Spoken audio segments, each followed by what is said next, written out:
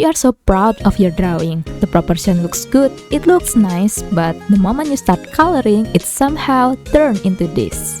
The line art is good, the shading placement is correct, so why does the coloring still look bad? What is going wrong here is the airbrush abuse. Instead of defining form, anything that starts to read as solid shape is immediately blurred to force blending. And another issue here isn't the color choice, but the values. The shadow use different color, but they don't really show a clear sense of light and dark. What is a value? A value simply means how light or how dark something is. When you look at an image, your eyes doesn't read the color first, they read the light and dark first. I'm not going to go deep into theory here, because people learn better by experiencing process rather than memorizing concept that doesn't feel useful yet. So, instead of over-explaining, let's jump straight into practice. I've actually been playing a game lately that's all about clear obscure, so that's kind of inspired me to make this video and talk about this topic. Okay, since we are focusing on coloring, we will start from a piece that already has the line art done. I often get asked how to choose color. Most beginners struggle with choosing color, so before dealing with color, we are going to start with grayscale. Grayscale doesn't mean we only use black and white. It means we are working within the range between them. We'll treat black as our darkest value and white as our brightest. So since the canvas is white, which represents our brightest, and the line art is black as our darkest, we simply choose the middle one, gray, for the shading. For the first step, just decide where the light is coming from. You only need one main light source. Then start shading using a solid brush and don't use an airbrush. But now comes another problem. How do I know which part should be darker?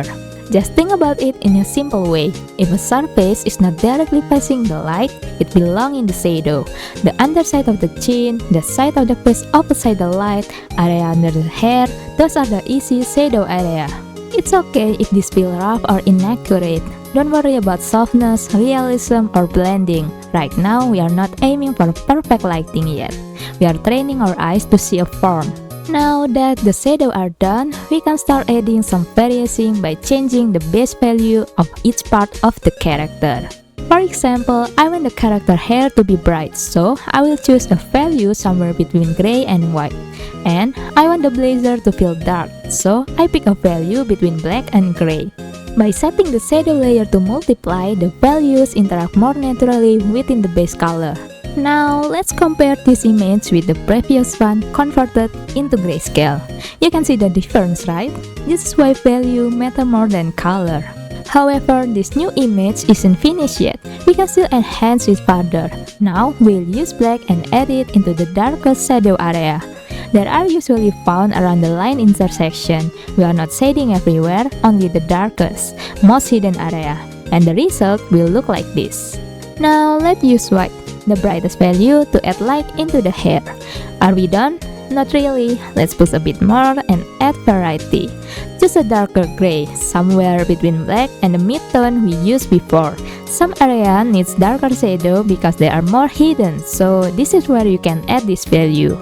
So what's next? Let's learn to use a blur tool, but only as a finishing touch. We are not using blur tool to fix the shading. We are only softening a few edges where the light hits directly. The shapes and values should already click clearly before we blur anything. Too much blur will bring us back into the first image, where everything looks bland but nothing reads clearly. Another option is to use the eraser tool with low density. We use it only to gently remove shading in areas that are directly hit by the light. This helps create a soft transition so the values feel more gradual. We are not erasing the form, just adjusting the value. If erasing makes the shapes unclear, you have erased too much. Alright, at this point, this is enough. The shading is clean and the light and dark area are clearly defined. But then, another question usually comes up. What if I want my drawing to be colored, not just black and white? One simple way to turn a grayscale image into color is by using blending modes. You can block in the color you want on a new layer, then change the layer mode, for example to overlay, and the result will look something like this. With this method, you can change the color of different parts, the hair, skin, blazer, or shirt, into whatever color you want. But for now, we are keeping things simple and sticking to monochrome, just one color. You can recolor each part later. For now, we are training with monochrome. You can also add other effects if you want to make your drawing more stylized, like texture, stamp, or anything similar. Just remember, effects should support the image, not to overpower it. And this is the final result. Pretty simple, right? Even though the background look crowded, the focus still goes straight into the character face. That's because the values are doing their job. If this makes sense to you, try applying this approach to your next drawing. Style is optional, but value is not.